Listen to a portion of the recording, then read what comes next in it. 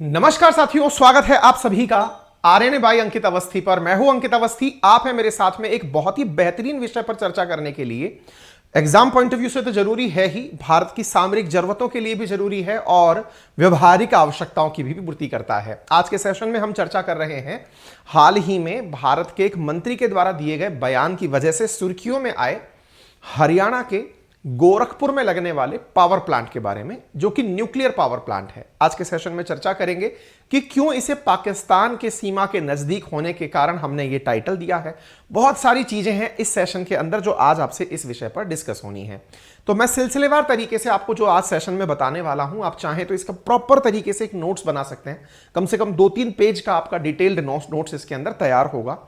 बहुत सारे प्रश्न आप पहले ही लिख करके रख लें, जैसे उत्तर भारत और दक्षिण भारत की तुलना में दक्षिण भारत में ज्यादा न्यूक्लियर पावर प्लांट क्यों लगते हैं, नंबर 1।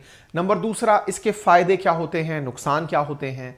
नंबर 3, भारत के अंदर ऊर्जा आवश्यकताओं की पूर्ति के लिए न्यूक्लियर एनर्जी का क्या महत्व है। नंबर 4, मतलब बहुत सारे क्वेश्चंस जो आप ड्रॉ कर सकते हैं ना, वो है ना। चौथा, न्यूक्लियर रिएक्टर किस तरह से काम करते हैं। इसके साथ साथ क्या सीमा के क्षेत्र के नजदीक होना चुनौती है। ये सारी बातें आज के सेशन में तो हम चर्चा करेंगे ही। आप अपने साथ साथ आज के सेशन में जब इसे सुने तो इसे प्रॉपर तरीके से आंसर फ्रेमिंग के लिए तैयार करें। खूब सारे आंसर्स बनकर के आएंगे आज आपको। भारत में ऑलरेडी कितने न्यूक्लियर रिएक्टर काम कर रहे हैं, न्यूक्लियर रिएक्टर के अंदर इलेक्ट्रोड की भूमिका क्या होती है।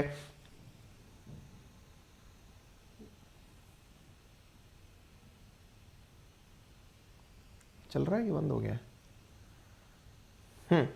न्यूक्लियर रिएक्टर काम कैसे करता है, तमाम बातें जो हैं वो आज के सेशन में इस दौरान आपसे चर्चा में आएंगी। ठीक है, चलिए तो हम शुरुआत करते हैं। सबसे पहले आपको न्यूक्लियर रिएक्टर में न्यूक्लियर पावर कैसे जनरेट होती है, इस विषय पर आपको हल्की सी ब्रीफिंग दे देते हैं। जैसा कि आप सभी जानते हैं कि न्यूक्लियर रिएक्टर के अंदर न्यूक्लियर फ्यूल के रूप में यूरेनियम का उपयोग किया जाता है। यूरेनियम 92 235 जब इसका उपयोग किया जाता है तो यहां पर अभिक्रिया 2 प्रकार से संभावित की जाती हैं। जब न्यूक्लियर रिएक्शंस की जब भी बात की जाती है तो 2 प्रकार की न्यूक्लियर रिएक्शंस मानी जाती हैं। एक वो जहां पर न्यूक्लियर पदार्थ एक दूसरे से मिलें, एक वो जिसमें न्यूक्लियर पदार्थ एक दूसरे से टूट जाएं, एक फ्यूजन और एक फिशन। तो यहां पर नाभिकीय अभिक्रियाओं में यूरेनियम के विखंडन की अभिक्रिया न्यूक्लियर रिएक्टर के अंदर होती है और नाभिकीय विखंडन के लिए यूरेनियम 235 को यूज में लिया जाता है। मैं आज पूरी प्रक्रियाएं आपको बताऊंगा, बेहतरीन तरीके से आप इसको अध्ययन करेंगे। तो जिनको भी ये सेशन ध्यान से पढ़ना है ना, ये प्रॉपर नॉलेजफुल और एजुकेशनल वीडियो है, इसे आप ध्यान से सुनते चलें।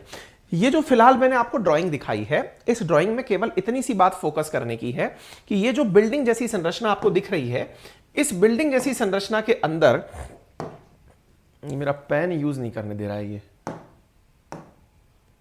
हाँ, ये जो आपको बिल्डिंग जैसी संरचना दिख रही है, इसके अंदर न्यूक्लियर रॉड्स के अंदर प्रेजेंट यूरेनियम के विखंडन से अभिक्रियाएं होती हैं, जो आज के सेशन में हम आपसे डिस्कस करेंगे। अभिक्रियाएं क्या होती हैं, तो देखिए ये रहा यूरेनियम 235, यूरेनियम 92 235, इस पर न्यूट्रॉन का अटैक कराया जाता है तो ये यूरेनियम 2 भागों में टूटता है, एक बेरियम और एक क्रिप्टॉन। नाभिकीय विखंडन, विखंडन मतलब टूटना, नाभि के विखंडन में यूरेनियम का 2 भागों में टूटना, बेरियम और क्रिप्टॉन में, और बनकर अलग से 3 न्यूट्रॉन और आते हैं और बड़ी मात्रा में एनर्जी रिलीज होती है। न्यूक्लियर रिएक्टर्स के अंदर यूरेनियम को तोड़ने से जो एनर्जी रिलीज होती है, इसी एनर्जी को उपयोग में लेकर के विद्युत का उत्पादन किया जाता है। आज के सेशन में वो रिएक्टर की प्रक्रिया भी मैं आपसे डिस्कस करूंगा, विद्युत का उत्पादन कैसे होता है। लेकिन उससे पहले न्यूज के बारे में चर्चा कर लेते हैं, फिर हम इसकी साइंस के बारे में और ज्योग्राफी के बारे में चर्चा करेंगे। इधर देखिए साथियों, ये भारत का हमारा मैप है। भारत के मैप को अगर आप ध्यान से देखते हैं तो यहां पर आपको पंजाब और इधर आपको हरियाणा दिखाई पड़ता है। पंजाब और हरियाणा को अगर ध्यान से देखें तो हरियाणा में ये जो बिंदी सी मैंने जगह दिखा रखी है, इस जगह पर टच हो रहा है दिल्ली। दिल्ली से 150 किलोमीटर उत्तर पश्चिम की तरफ हरियाणा के अंदर एक डिस्ट्रिक्ट है जिसका नाम है फतेहाबाद। फतेहाबाद के अंदर एक कस्बा है जिसका नाम है गोरखपुर। कंफ्यूज इस बात से नहीं होना है क्योंकि उत्तर प्रदेश में भी गोरखपुर नाम से जिला है, हरियाणा में गोरखपुर नाम से एक गांव है, फतेहाबाद डिस्ट्रिक्ट के अंदर गांव है, ठीक है। वहां पर न्यूक्लियर रिएक्टर बनने की सूचना है। सूचना कैसे आई? मंत्री महोदय के द्वारा आई, उस पर भी हम चलेंगे। एक बार मैप पर आप इसे थोड़ा सा समझ लें। Nuclear power reactor Gorakhpur Fatehabad, ये आपको दिखाई दे गया। आपके दिमाग में एक प्रश्न आएगा, सर आपने तो थंबनेल पर लिखा है पाकिस्तान की सीमा के नजदीक, ये सीमा के नजदीक कैसे हो गया? आइए मैं आपको बताता हूं। साथियों, यहां पर जहां हम बता रहे हैं ये जगह है न्यूक्लियर रिएक्टर की, जिस जगह न्यूक्लियर रिएक्टर बन रहा है, पंजाब बॉर्डर के बिल्कुल नजदीक। और यहां से 500 किलोमीटर दूर पाकिस्तान सीमा है। अरे सर, रिएक्टर हमने सोचा था कि इसके बिल्कुल पड़ोस में बना रहे हैं, हमको तो इस न्यूज में मजा ही नहीं आया। इससे अच्छा तो होता आप ये कहते कि दिल्ली के नजदीक बना रहे हैं। मैंने कहा भाई, दिल्ली के नजदीक तो ऑलरेडी न्यूक्लियर रिएक्टर्स बने हुए हैं। कौन सा न्यूक्लियर रिएक्टर बना हुआ है? साथियों, उत्तर प्रदेश में भी दिल्ली के नजदीक नरोरा नामक स्थान पर न्यूक्लियर रिएक्टर ऑलरेडी काम कर रहा है। फिर आप कहेंगे, ऐसे तो आप फिर कह देते कि राजस्थान के अंदर रावत भाटा न्यूक्लियर रिएक्टर भी है जो कि बॉर्डर के नजदीक है। नहीं, वो 650 किलोमीटर दूर है। ये स्थान जो है ये पाकिस्तान बॉर्डर से 550 किलोमीटर दूर है। फिर भी सर ये क्या लॉजिक हुआ? पाकिस्तान सीमा के नजदीक, आपको केवल मसाला चाहिए था क्या? मैंने कहा बिल्कुल नहीं। अब आपको इसी बात को समझाने के लिए मैं थोड़ा सा आपको ज्योग्राफिकल लोकेशन बताऊं, उससे पहले हल्की सी ऐतिहासिक चीजें आपको याद दिला देता हूं। मैंने पहला प्रश्न दिया था आपको, दक्षिण भारत और उत्तर भारत की तुलना में उत्तर भारत में क्यों नहीं बनते न्यूक्लियर रिएक्टर्स? उनमें पहला सबसे बड़ा कारण है कि न्यूक्लियर रिएक्टर के लिए पानी की जरूरत होती है। पानी सामान्यतया समुद्री किनारों से मिलता है। इसी कारण से हमारे द्वारा अधिकतम जितने भी न्यूक्लियर रिएक्टर्स बनाए गए वो तो वाटर कोस्टल एरिया के नजदीक बनाए गए। लेकिन उसके अलावा जो दूसरा प्रश्न पूछा जाता है कि हम लोग उत्तर भारत की तरफ क्यों नहीं बनाते, उसके पीछे बहुत बड़ा कारण सुरक्षा है।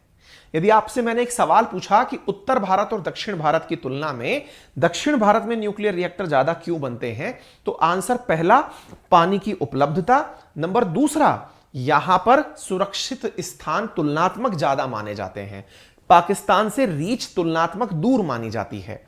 तीसरी जो सबसे बड़ी बात है वो है भूकंप जोन का होना। इधर की तरफ तुलनात्मक रूप से भूकंप कम आते हैं और ये वाला जो क्षेत्र है ये जोन के हिसाब से जोन 3 में आता है, भूकंप के प्रोन एरियाज में आता है। ठीक है, तो बहुत से कारणों में से अगर आपसे सवाल पूछ लिया जाए कि तुलनात्मक रूप से उत्तर भारत में क्यों कम है न्यूक्लियर रिएक्टर्स, तो इसके पीछे के कारण मैंने आपको बता दिए। लेकिन डॉक्टर जितेंद्र सिंह जो मंत्री हैं, उन्होंने जब यह न्यूज बाहर दी, और मैं पाकिस्तान वाले बिंदु पर वापस लौटूंगा, तो उन्होंने न्यूज क्या दी मैं आपको वो बताता हूं। North India's first nuclear power plant, जब इन्होंने ये न्यूज दी ना तो लोगों ने इनके हल्के से आनंद ले लिए।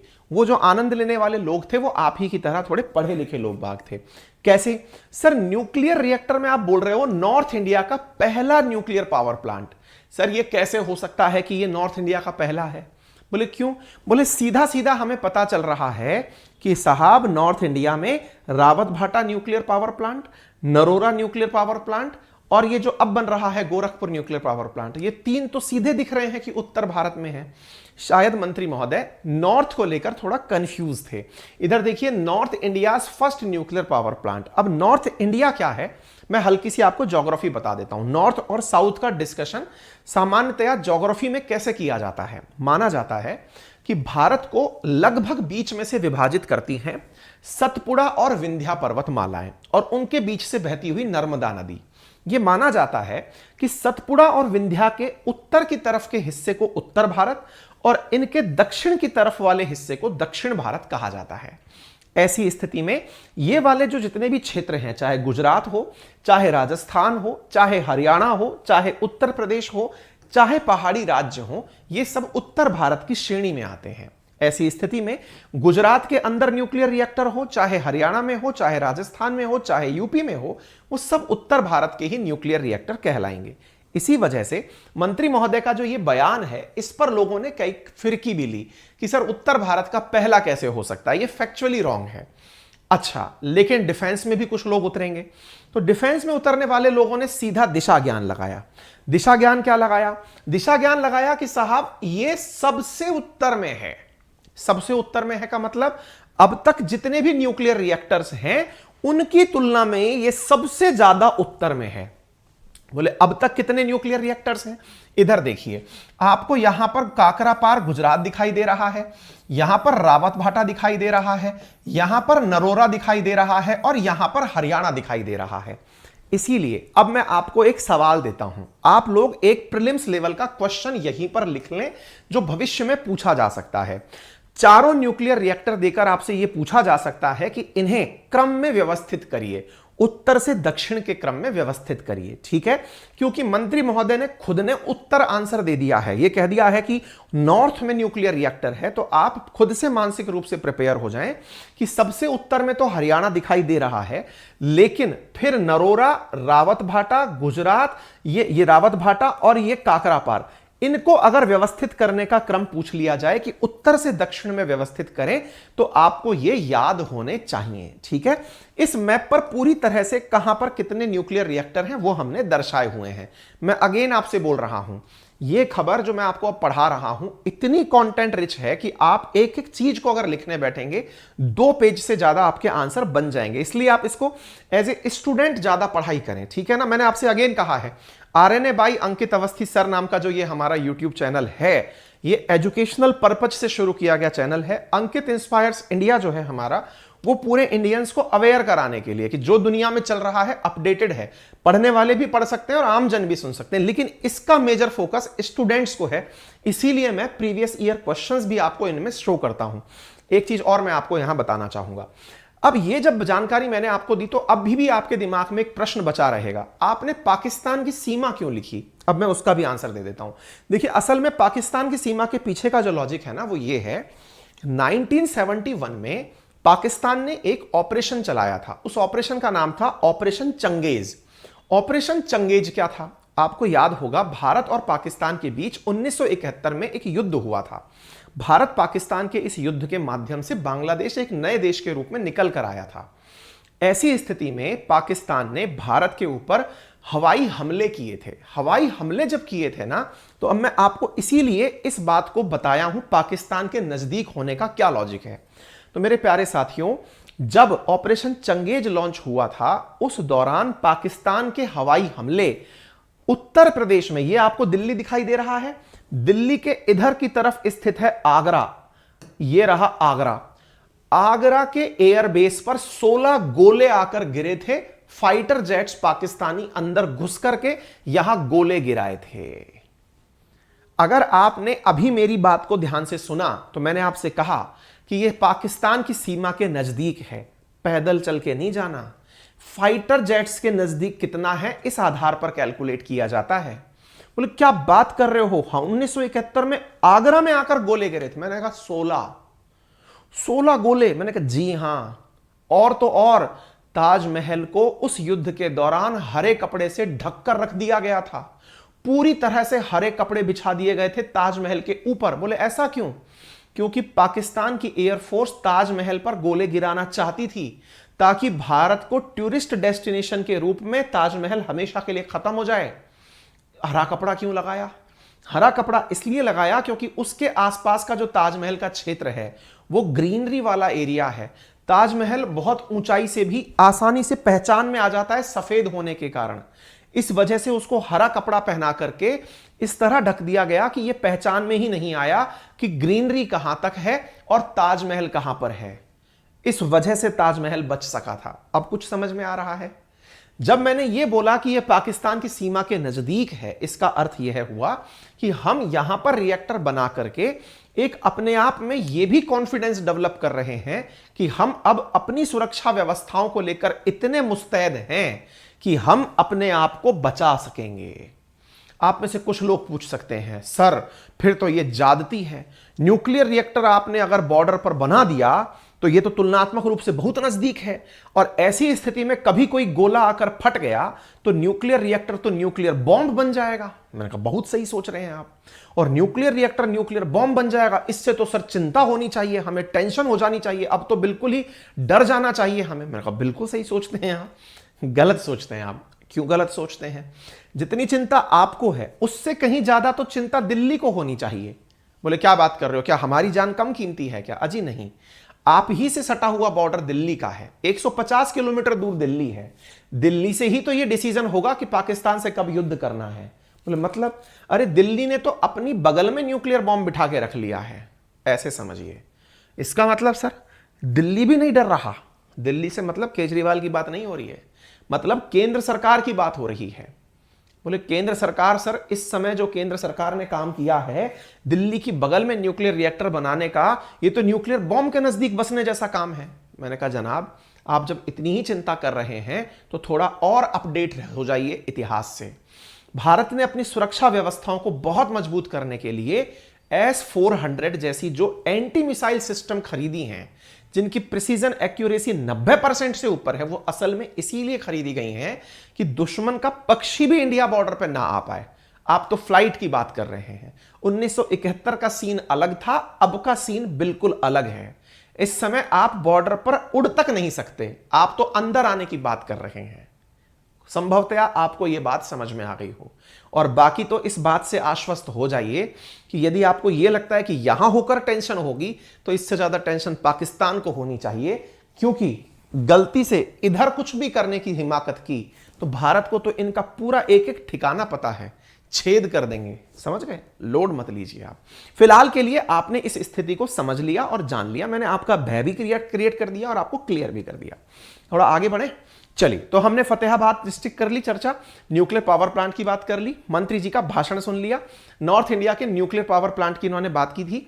अब सवाल बनता है, नॉर्थ इंडिया का पहला, आप इस बात में क्लियर हो चुके होंगे, असल मायने में ये नॉर्थ इंडिया का पहला नहीं, नॉर्थ ईस्ट इंडिया यानी कि नदर्न मोस्ट पार्ट है ये, कि इससे ऊपर के हिस्से में अब तक कोई भी न्यूक्लियर पावर प्लांट नहीं है। ठीक है, चलिए, तो ये हो गया।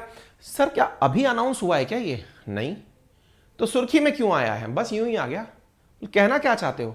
मैंने कहा भाई ये तो 2018 से कंस्ट्रक्शन चल रहा है इसका, जिसके बारे में इन्होंने सुर्खी दे दी।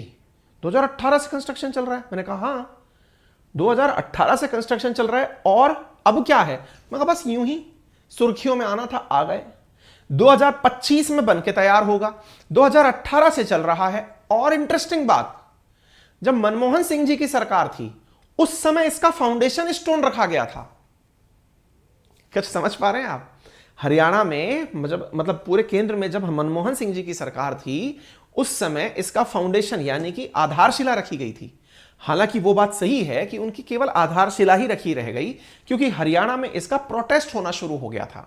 और प्रोटेस्ट में उस समय कहते हैं कि अपोजिशन के अंदर पार्टीज में बीजेपी भी हुआ करती थी। आज 2018 में जब केंद्र में सरकार इनकी है और सब तरफ सरकार राज्य में भी इनकी है, इसका कंस्ट्रक्शन फिर से शुरू हुआ। और 2018 से कंस्ट्रक्शन शुरू होकर के अब ये इन स्विंग है। लगभग 20,000 करोड़ रुपए का इसमें इन्वेस्टमेंट है, 4,000 करोड़ रुपए ऑलरेडी इस पर खर्च हो चुके हैं, 23% काम इसका पूरा हो चुका है। 2025 तक पूरी तरह फंक्शनल हो जाएगा। 700 मेगावाट के 2 रिएक्टर यहां लगाए गए हैं, संभावना 4 रिएक्टर्स की है। अभी तक 2025 में 2 रिएक्टर ऑपरेशनल होंगे, यानी कुल 1400 मेगावाट बिजली या 1.4 गीगावाट बिजली यहां से उत्पादित की जाएगी। उम्मीद है आपको यह बात अब फैक्चुअली समझ में आ गई हो। ठीक है, तो यह जानकारी अगर आपको मिल गई है तो यह जानकारी आपने यहां सुर्खियों में देख लेनी चाहिए।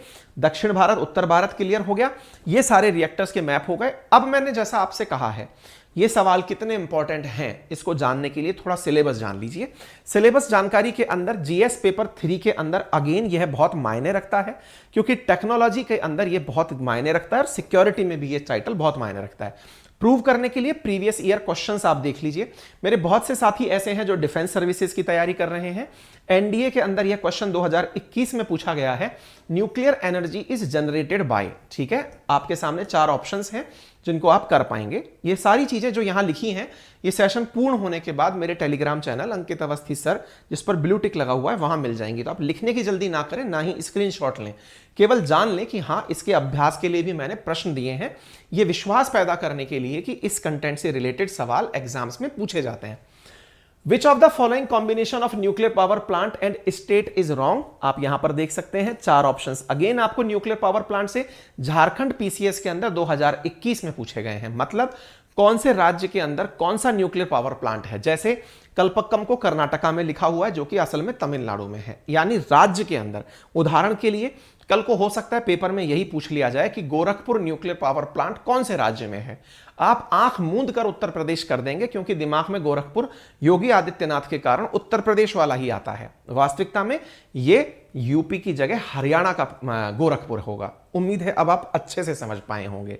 तो राज्य और न्यूक्लियर पावर प्लांट मैच करके सवाल पूछा जा चुका है झारखंड पीसीएस के अंदर। ऐसे ही यूपीएससी ईएससी जो इलेक्शन, मतलब यूपीएससी का जो एग्जाम था, उसमें भी यहां पर पूछा गया है न्यूक्लियर पावर प्लांट की अच्छाइयां क्या हैं। तो न्यूक्लियर पावर प्लांट की अच्छाइयां जो मैंने सेशन की हेडिंग में डाली हैं, लाभ और चुनौतियां, वो सेशन के एंड में मैं आपसे डिस्कस करूंगा। तो उस पर भी सवाल यूपीएससी के अंदर पूछा जा चुका है।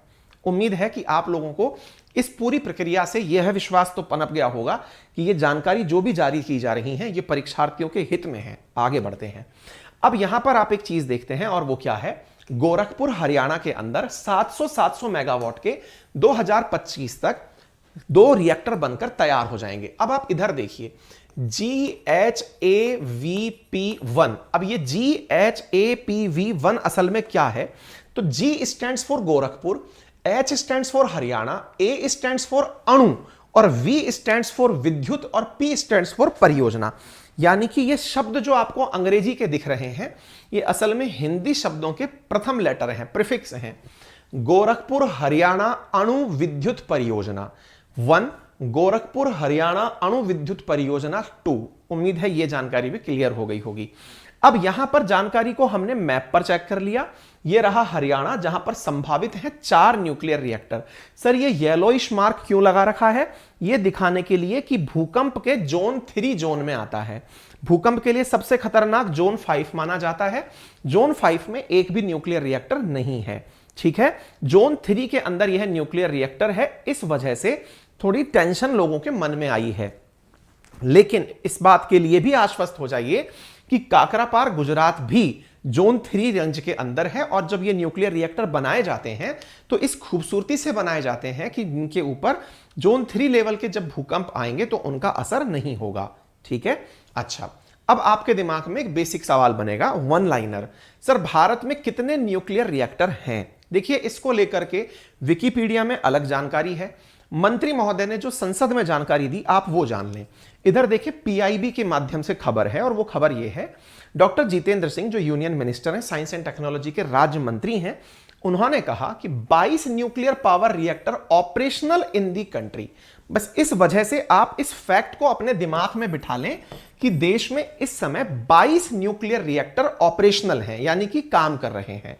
ठीक है, अच्छा, इसके बाद में the minister says for the first time cabinet approve 10 indigenous bulk reactor Bharat package 2017। ठीक है भैया, तो ये जानकारी आप यहां पर जानकारी रख लें। दूसरा एक फैक्ट और देखिए, इससे ज्यादा अच्छा कोई फैक्ट नहीं होगा। इससे ज्यादा अच्छा फैक्ट नहीं होगा का मतलब है इन्हें आप अपने लिए बुक्स में लिख कर रख सकते हैं, क्योंकि अपडेटेड खबर है 9 फरवरी की, मतलब संसद के अंदर मंत्री महोदय के द्वारा उपलब्ध कराई गई जानकारी है। 22 न्यूक्लियर रिएक्टर हैं हमारे पास। विद्युत क्षमता कितनी है, अब वो भी देख लीजिए। 1947 से 2013-14 तक 35,333 मिलियन यूनिट ऑफ पावर पैदा की गई थी। लेकिन इसके बाद में आखिरी 8 सालों में 12,000 मिलियन यूनिट ऐड की गई हैं, जिसकी वजह से इस समय तक 47,112 मिलियन यूनिट न्यूक्लियर पावर से पैदा की जा चुकी हैं। तुलनात्मक अध्ययन यह बताने के लिए है कि देश की आजादी से लेकर के 35,000 मिलियन यूनिट पैदा हुई थी और आखिरी 8 साल में 12,000 मिलियन यूनिट बिजली उत्पादित की गई है। यह फैक्ट शीट में काम आएगा, किसी भी पेपर में नहीं पूछा जाएगा। किसी भी पेपर में ऐसे नहीं पूछा जाता कि बताइए 13-14 के बाद क्या हुआ। पेपर वालों को राजनीति नहीं करानी है। यहां तो राजनेता जब अपनी बात बताएंगे तो वो प्रोग्रेस बताते हैं ताकि आपको यह लगे कि इन्होंने भी कुछ किया है। ठीक है, आगे बढ़ते हैं। भारत का पहला न्यूक्लियर रिएक्टर कौन सा था? जैसे आपने कहा ना 22 न्यूक्लियर पावर रिएक्टर ऑपरेशनल है, तो अब आपके दिमाग में एक और वन लाइनर क्वेश्चन बनता है कि इंडिया का पहला न्यूक्लियर पावर रिएक्टर कौन सा था? तो मेरे प्यारे साथियों, इंडिया का ही नहीं, एशिया का सबसे पहला न्यूक्लियर पावर रिएक्टर था अप्सरा। अप्सरा न्यूक्लियर रिएक्टर मुंबई के अंदर 4 अगस्त 1956 में बनाया गया था। नेहरू जी इसका विजिट करते हुए आपको दिखाई दे रहे हैं।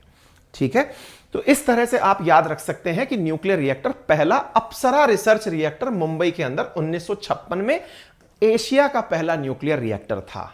आ गई बात समझ में? आगे बढ़ते हैं। अब एक और जानकारी, यह जानकारी आप विद्यार्थियों के बहुत ज्यादा काम की है, कृपया करके इसे अगर चाहें तो लिख लें। क्या जानकारी है? भारत के अंदर ऊर्जा उत्पादन में अभी तक सबसे बड़ा योगदान किस क्षेत्र का है? फॉसिल फ्यूल का या नॉन फॉसिल का? फॉसिल मतलब जीवाश्म ईंधन। सर जीवाश्म क्या होता है? जो जमीन के अंदर जो जीव मर चुके हैं, जो अश्म बन चुके हैं, राख बन चुके हैं, उनकी वजह से पैदा हुआ कार्बनिक फ्यूल, जैसे कोयला है, गैस है या फिर पेट्रोल डीजल है। अच्छा सर एक बात बताइए, भारत में क्या है फॉसिल फ्यूल का उद्योग, क्या सेक्टर कितना है? तो इधर देखिए, भारत के अंदर कुल मिलाकर के जो विद्युत उत्पादन किया जा रहा है वो विद्युत उत्पादन 4,11,649 मेगावाट का है, जिसमें फॉसिल फ्यूल का जो योगदान है वो टोटल हमारे पास 57.4% है। यानी हमारे कुल उत्पादन का सब जो 57.4 अभी भी हम फॉसिल फ्यूल से पैदा करते हैं। सर सबसे ज्यादा हम विद्युत आज किस सेक्टर से उत्पादित करते हैं? मेरे प्यारे साथियों, ये पूरी की पूरी जानकारी, एकदम अपडेटेड जानकारी मैंने पावर मिनिस्ट्री की वेबसाइट से ही ली है। 31 जनवरी तक का अपडेटेड कंटेंट है ये। साथियों, कोयले से भारत के अंदर 49.7% बिजली उत्पादित होती है।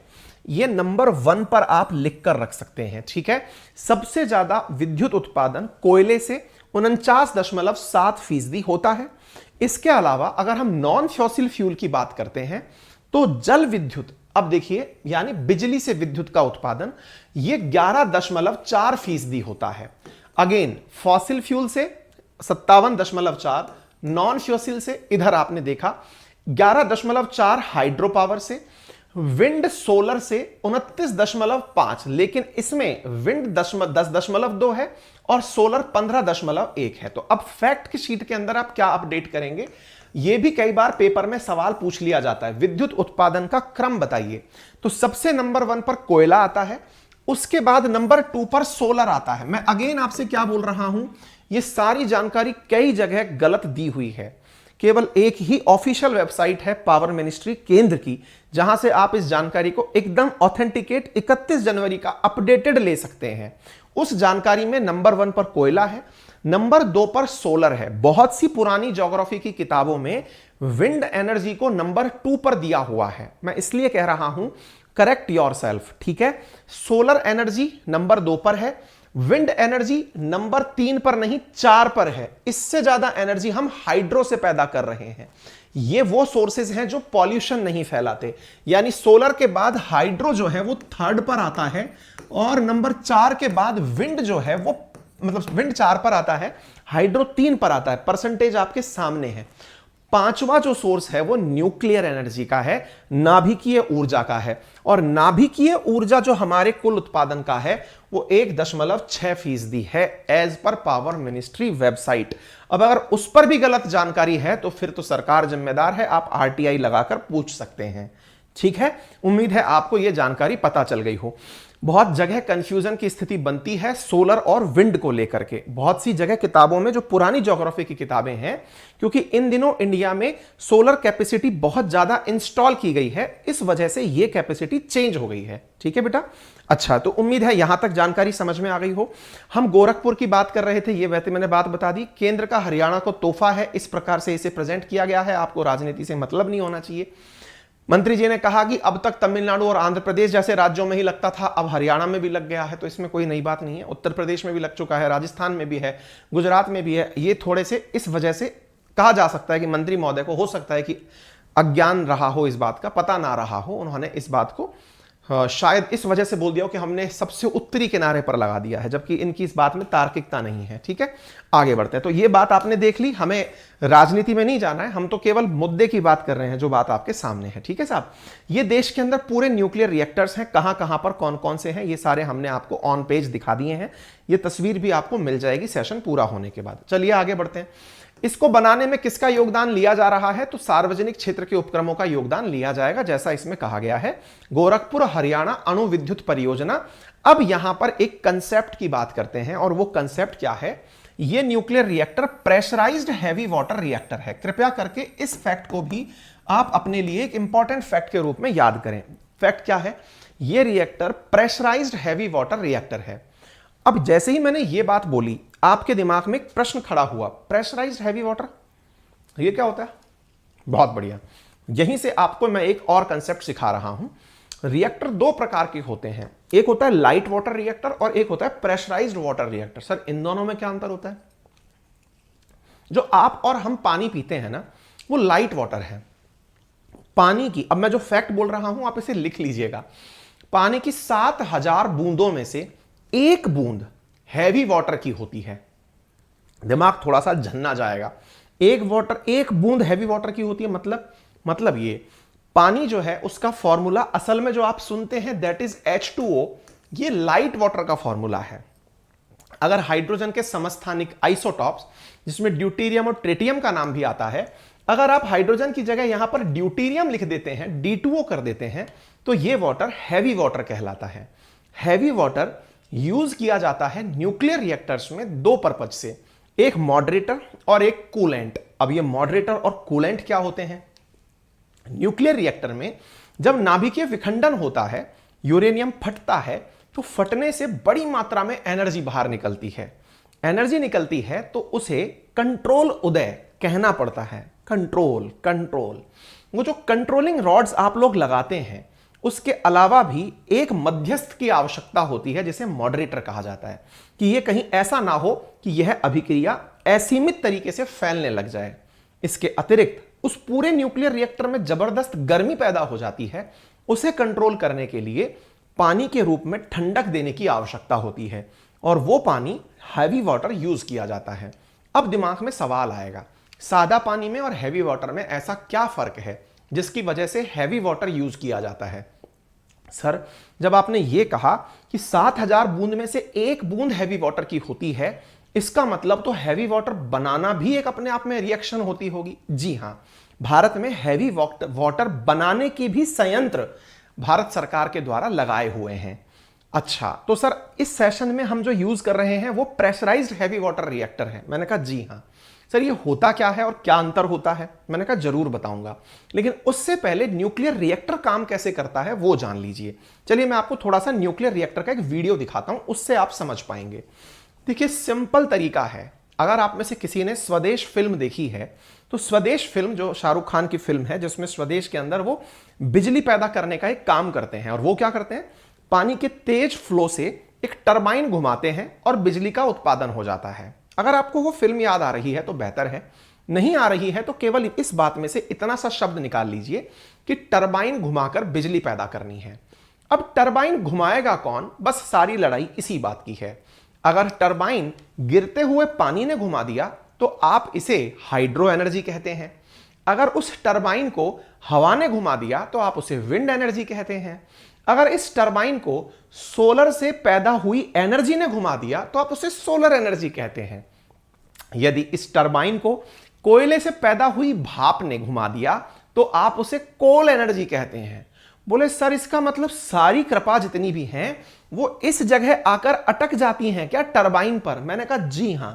कोई सी भी रिएक्शन, कोई सा भी प्रकार बिजली का ले लें, वो सारा प्रकार यहीं आकर के रुक जाता है, टरबाइन पर। लेकिन सर सोलर एनर्जी के केस में तो फोटोवोल्टेइक सेल का उपयोग किया जाता है। मैंने कहा बिल्कुल सही है, वहां बैटरी को चार्ज करने के लिए सोलर प्लांट का उपयोग किया जाता है। लेकिन सोलर का एक और तरीका है जिसमें सोलर से पानी को उबाल करके फिर गैस बना करके भी बिजली उत्पादन किया जाता है, लेकिन वर्तमान में फोटोवोल्टेइक सेल से डायरेक्ट बिना टरबाइन घुमाए भी बिजली बनाई जा रही है और मेजॉरिटी वैसे ही बन रही है। अच्छा, लेकिन अभी भी बिजली उत्पादन के जितने भी तरीके हैं उनमें मेजॉरिटी तरीका टरबाइन घुमाकर बिजली पैदा करने का है। तो एक बात बताएं सर, कोयले से बिजली कैसे बनती है? हमने कहा गजब आदमी हो, पढ़ा हम न्यूक्लियर रहे हैं, आप कोयला पूछ रहे हो। बोले नहीं सर, थोड़ी जिज्ञासा है, जान ले तो बेहतर होगा। चलिए, हमने कहा बताते हैं। हमने कहा जैसे आपको ये दिख रहा है, ये कुछ गरम गरम सा लाल लाल सा दिख रहा है। बोले हाँ, ऐसी जगह पर कोयले को गरम करके उबालते हैं, यानी जलाते हैं। कोयले को गजब जलाते हैं साहब। सर कोयला जलता होगा तो भयंकर एनर्जी बनती होगी। हमने कहा हाँ हाँ सर, कोयले से जब हम पानी को उबालते हैं तो भाप बनती है। मैं कहा बहुत सही पकड़ रहे हो। तो बोले सर इसमें क्या करते हैं? मैंने कहा यही तो करते हैं, कोयला उबालते हैं लेकिन कोयले में पानी को मिक्स नहीं करते। जिस जगह कोयला उबल रहा है उस बर्तन को चारों तरफ से पानी से घुमा देते हैं। पानी जब उसके चारों तरफ जाता है तो वो एकदम भाप बनता है। जैसे हम छौंक मारते हैं तो भाप उठती है ना, ऐसे। सर उस भाप का क्या करते हैं? मैंने कहा उस भाप को बहुत तेजी से लेकर जाते हैं टरबाइन को घुमाने में, और प्रेशर से टरबाइन, हवा के प्रेशर से टरबाइन घूमता है और बिजली उत्पादन हो जाता है। अब आप कहेंगे रुकिए जरा, आपने कोयला जलाया, जलाकर पानी को भाप बनाया, भाप बना करके आपने टरबाइन घुमाया।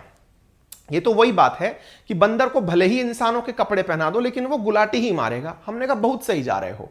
एग्जैक्टली वैसा है यहां पर भी। अब अगर मैं कोयले की जगह न्यूक्लियर रॉड रख दूं, न्यूक्लियर रॉड, जी हां, यूरेनियम की रॉड, वो भी असल मायने में ऐसे ही विखंडन से बड़ी मात्रा में ऊर्जा उत्पादित करेंगी। उनका ऊर्जा उत्पादन जैसे ही होगा, वो जो पानी है ना, उस पानी को वो गर्म करके गैस में बदल देगा। गैस में बदल करके और कोयले से तेज बदलेगा, क्योंकि यूरेनियम में कोयले के कई गुना ज्यादा एनर्जी होती है। उससे वो तेजी से बिजली में तेजी से गैस बनाता है, उस गैस से फिर टरबाइन घूमता है। बोले कुल मिलाकर बस इतना सा अंतर है। हमने कहा और नहीं तो क्या, बस अंतर इतना सा है। यह कहना थोड़ा गलत यूं है क्योंकि यूरेनियम की एक पैलेट कई टन कोयले के बराबर एनर्जी रखती है। समझ गए? तो बोले सर एक बात बताइए, एक इतनी सी बॉल इतनी ज्यादा एनर्जी? मैंने कहा जी हां। तो फिर सर इसका मतलब तो बहुत ज्यादा अच्छे से कैबिनेट बनाना पड़ता होगा। मैंने कहा बिल्कुल अच्छे से बनाना पड़ता है। सर कोई तरीका है समझने का? मैंने कहा आइए बताते हैं। देखो, अब इस तरह का कोई एक पूरी तरह से न्यूक्लियर रिएक्टर बनाया जाता है। ये जो जगह आपको दिख रही है इसे कैलेंड्रिया कहते हैं। न्यूक्लियर रिएक्टर के अंदर ये जगह कैलेंड्रिया कहलाती है। यह टरबाइन की जगह। इस कैलेंड्रिया को इस सिलेंडर में रखा जाता है। यहां पर रॉड्स को पाइप में पैक करके, ये देखिए यूरेनियम है, इस यूरेनियम को एक पाइप में डाल दिया जाएगा। ये रही पाइप। इस पाइप के अंदर गुच्छा बना दिया जाएगा, बॉल्स। इनको फ्यूल बंडल कह करके कैलेंड्रिया के अंदर डाल दिया जाएगा। इस कैलेंड्रिया के अंदर कुछ इस प्रकार की रॉड्स लगा दी जाएंगी जो कि रिएक्शन को कंट्रोल करेंगी। ये कैलेंड्रिया के अंदर यूरेनियम रिएक्शन करेगा। रिएक्शन करेगा तो एनर्जी निकलेगी। उस एनर्जी को होल्ड करने के लिए पानी डाला जाएगा। वो पानी हैवी वाटर होगा। ये यूरेनियम इस प्रकार से रिएक्शन करके टूटेगा बेरियम और क्रिप्टॉन में। इस प्रक्रिया को न्यूक्लियर फिजन कहा जाता है। एनर्जी जो निकली उसे D2O अपने साथ समेट कर बाहर ले जाएगा और बाहर उसी D2O की वजह से बनी भाप को, अब अगर आपने D2O के जगह सिंपल पानी डाल दिया तो वो सिंपल यानी कि वाटर रिएक्टर हो जाएगा, जिसे PWR प्रेशराइज्ड वाटर रिएक्टर कहते हैं। हैवी वाटर डाल दिया तो प्रेशराइज्ड हैवी वाटर रिएक्टर कहते हैं। सर इंडिया में ज्यादा कौन से हैं? मैंने कहा प्रेशराइज्ड हैवी वाटर रिएक्टर हैं। सर इंडिया में प्रेशराइज्ड वाटर रिएक्टर क्यों नहीं है जबकि हमारे पास तो साधारण पानी काफी ज्यादा है? बताएंगे। ये रहा देखो पानी, क्लियर। अब मैं एक चीज यहां पर आपको बताऊंगा और वो थोड़ा सा समझिए। आपके दिमाग में सवाल आएगा, सर इंडिया में तो नदी नालों में खूब सारा पानी है, ऐसी स्थिति में हम प्रेशराइज्ड वाटर रिएक्टर क्यों यूज नहीं करते, हैवी वाटर रिएक्टर क्यों यूज करते हैं? आइए मैं बताता हूं। सबसे पहला कारण, प्रेशराइज्ड वाटर रिएक्टर अगर आप यूज करते हैं तो आपको यूरेनियम, एनरिच्ड यूरेनियम यूज करना पड़ता है। अब ये क्या गणित आ गई सर? बताते हैं। यूरेनियम जिस माइन से निकलकर आता है सामान्यतया वो यूरेनियम 235 नहीं होता, यूरेनियम 92 235 नहीं होता। यूरेनियम का जो सबसे उपयुक्त आइसोटॉप है जो नाभिकीय अभिक्रियाओं में काम आता है वो ये वाला होता है। फिर आप पूछेंगे तो जो निकल कर आता है वो कौन सा होता है? मैंने कहा वो कई बार यूरेनियम 233 होता है, वो यूरेनियम 238 होता है, ये इसके आइसोटॉप्स हैं। जो सबसे ज्यादा नाभिकीय विखंडन की क्षमता रखता है वो ये वाला होता है। तो सर इसको कैसे बनाते हैं?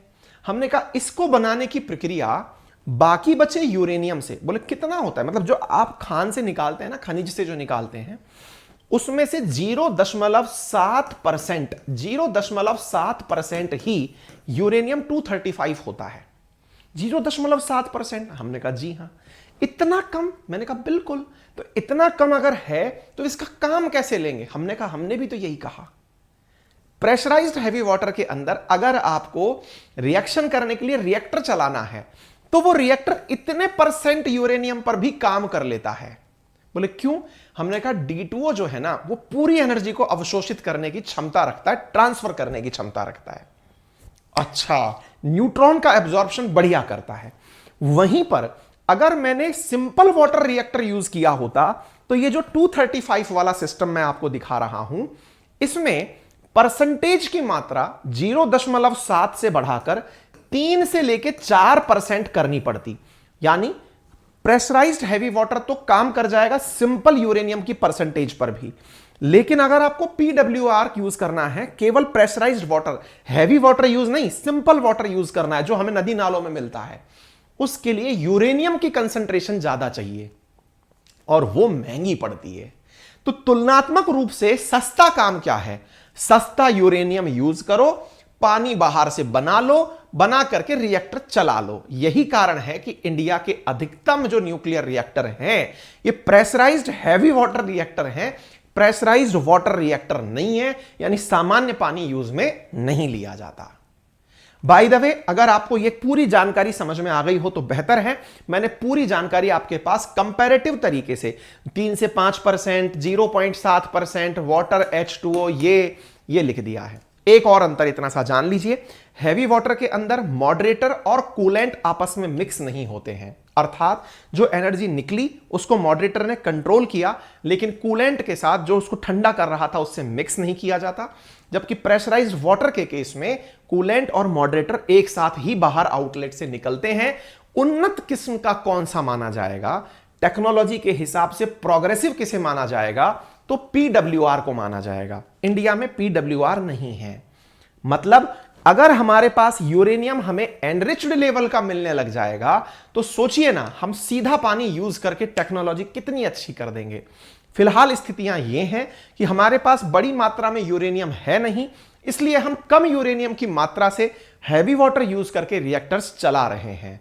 दुनिया के जो विकसित देश हैं वो PWR यूज करते हैं। अगर आप समझ पा रहे हो, देखिए मैं इस न्यूज को केवल एक अपडेटेड खबर की तरह पढ़ा के जा सकता था, एक 5-10 मिनट का सेशन बना के जा सकता था, लेकिन मैंने जो अभी आपको जानकारी दी है, टेक्निकली आप तक 2 पेज अभी तक भर चुके होंगे यदि आप स्टूडेंट हैं। मैं अगेन आपसे कह रहा हूं, अगर आप पढ़ रहे हैं तो ये जानकारियां आपके लिए बहुत काम की हैं, और अगर काम की हैं तो मुझे जरूर आप बताइएगा कमेंट बॉक्स के अंदर कि मेरा ये मेहनत सही दिशा में जा रही है या फिर मुझे रुक जाना चाहिए, ये भी आप बताइएगा, ठीक है। बाय द वे, ये सेशन जो मैं आपको करा रहा हूं इसी तरह से एक्सप्लेनेशन के साथ और कॉन्सेप्ट्स के साथ मैं आपको जीके पढ़ाने वाला हूं, हिस्ट्री, ज्योग्राफी, पॉलिटी, इकोनॉमी, हमारे एप्लीकेशन पर, इतने ही आराम से, जिसका लिंक मैंने कमेंट बॉक्स में दिया है, जहां पर 1 मार्च से आपकी पेड क्लासेस शुरू होने वाली हैं 1999 के अंदर, जहां हमने चारों सब्जेक्ट का बैच लॉन्च किया है। अपनी सीटें पहले ही रिजर्व करा लें। कुछ बच्चे कमेंट करके पूछ रहे हैं कि जो एकेडमी पर हमने कोर्स लिया था उसका पैसा कब तक रिफंड होगा। उन्होंने मुझे 7 दिन कहा है। अब वो 7 दिन पूरे कब होंगे? तो निश्चित ही अगले 7 दिन आने वाले बुध बृहस्पतिवार तक हो जाएंगे, बृहस्पतिवार तक। इन केस तब तक भी पैसा रिफंड नहीं होता है तो हम ये मानकर चलते हैं कि आपका पैसा रिफंड जरूर होगा। हम उन्हें अपनी तरफ से 7 दिन का और समय देंगे, लेकिन आपसे गुजारिश है कि आप अपनी सीट पहले ही बुक करा लें। इन केस अगर वो पैसा नहीं आता है तो हम पूरी आपके साथ मिल करके वो आंदोलन करके पैसा निकालेंगे जरूर, आप चिंता मत करिए। अगर पैसा नहीं आएगा तो हम पूरी तरह से उनके सामने प्रकट होकर पैसा निकलवाएंगे आपका। लेकिन आप इस वजह से देर ना करें, ठीक है। चलिए, तो उम्मीद है आपको ये सारी बातें अब तो क्लियर हो गई, कुछ बताने की नहीं है। ये हमारे साहब जो गोरखपुर के अंदर 2014 के अंदर पीएम मनमोहन सिंह जी के द्वारा, जब पीएम मनमोहन सिंह 2014 के अंदर तो फिर सरकार परिवर्तित हो ही गई थी, मनमोहन सिंह जी केवल इसका फाउंडेशन लगा पाए थे, काम तो बाद में ही शुरू हुआ है और सरकारों के द्वारा फिलहाल काम चल रहा है, ठीक है। चलिए, उम्मीद है आपको जानकारी मिल गई होगी। फैक्ट्स की अगर बात करूं, दुनिया में सबसे ज्यादा यूनाइटेड स्टेट्स के अंदर न्यूक्लियर रिएक्टर हैं, उसके बाद फ्रांस, फिर चाइना, फिर रशिया, फिर साउथ कोरिया, फिर इंडिया। इंडिया में आप 22 बोल सकते हैं, ठीक है, मंत्री जी की जानकारी के अनुसार, ठीक है बेटा। अच्छा, ये 22 की 22 का मैंने फैक्ट शीट आपको दे दिया है, आप पढ़ लेना कहां कहां पे क्या क्या है। ये बार बार बोल के मैं क्या सुनाऊंगा, फैक्ट्स जितने भी है ना कि ये रट लेना वाली चीज, ये तो मैं अपने पेड क्लास में भी आपको दूंगा। ये नहीं बताऊंगा बेटा ये याद कर लो कैगा कर्नाटका में, बोलो कै फोर कैगा, बोलो कै फोर कर्नाटका, ना हो पाएगा। इस उम्मीद से अगर आप कोर्स ले रहे हो तो भाई मत लेना। कंसेप्ट जैसे मैंने अभी इस सेशन के अंदर आपको सिखाए, क्या रिएक्टर है, कहां पर क्यों है, इस क्यों का आंसर आप मेरे बैचेस में लेंगे। ये जो थ्योरेटिकल पार्ट है ना, ये खुद पढ़ना है आपको। परमाणु ऊर्जा के लाभ क्या है, ये मैं क्या पढ़ाऊंगा, पढ़ लोगे, थ्योरी है, सिंपल थ्योरी है। परमाणु ऊर्जा से हानि क्या है, न्यूक्लियर हादसे नहीं होंगे, फलाने नहीं होंगे, तो आप भी पढ़ लोगे ना। इसमें कोई बताने जैसा रॉकेट साइंस नहीं है, ठीक है। ये कंटेंट जैसे मैं आपको खुद से पढ़ने के लिए अभी दे रहा हूं, अपने कोर्स में भी ऐसे ही दूंगा। कॉन्सेप्ट सीखने हैं, पधारें, आपका स्वागत है। नहीं सीखना है तो आप नहीं आएंगे तो उससे कोई गरीबी नहीं आ जाएगी। हमको ज्ञान देना है, अमीरी हमारे पास ज्ञान की है। फिलहाल के लिए इतना ही। हमने अपना कमेंट बॉक्स के अंदर आपको RNA बाई अंकित अवस्थी का एप्लीकेशन पिन कर दिया है, जहां पर मैं आपको अगेन बता रहा हूं, मात्र 1999 में, वैसे 3000 फीस में इसकी, मतलब चाहे जितनी रख दूं, क्योंकि फीस की वैल्यू इसमें इसलिए नहीं है क्योंकि कंटेंट बहुत यूजफुल है। वो नहीं है कि मैंने उठाई एक किताब और 4 ऑप्शन टिक करा दिए, बोलो बच्चा ए, बोले बच्चा बी, बोले बी। नहीं, कुछ सीखोगे और सीखने में इन्वेस्टमेंट लगता है, और वो इन्वेस्टमेंट मैंने आपके लिए बहुत ही नॉमिनल रखा है, 1999, ठीक है, जिसमें हिस्ट्री, ज्योग्राफी, पॉलिटी, इकोनॉमी, चारों सब्जेक्ट 6 महीने लेकर खत्म कराऊंगा। आप किसी भी कॉम्पिटिटिव एग्जाम की तैयारी कर रहे हो, बुनियादी लेवल पर इतनी जानकारी आपके लिए अत्यंत आवश्यक है, ठीक है। लिंक कमेंट बॉक्स में है, बाकी आप अपनी प्रतिक्रियाएं देने के लिए आजाद हैं, आप कमेंट बॉक्स में जानकारी दें। आपसे गुजारिश केवल इतनी रहेगी, ये channel RNA by Ankit Awasthi sir बहुत दुख दर्द देता है जब मैं अपने आप को रोजाना उस चैनल से कंपेयर करता हूं जिस चैनल को हमने और आपने मिलकर मेहनत से 58 लाख का बनाया था 2.0 को, है ना। अब यहां पर हम हैं, अब ये आपके ऊपर है कि मेरा वो खोया हुआ सम्मान आप मुझे कैसे वापस दिलाएंगे। सारी जिम्मेदारियां आपकी हैं, इसलिए मैं ये भी नहीं कहूंगा कि आप सब्सक्राइब करें और करवाएं, आपका काम है। मुझे पूर्ण विश्वास आप पर है, मुझे अपने ऊपर विश्वास है कि मैं अपने ज्ञान को पूरी ईमानदारी से आप तक साझा करूंगा। धन्यवाद।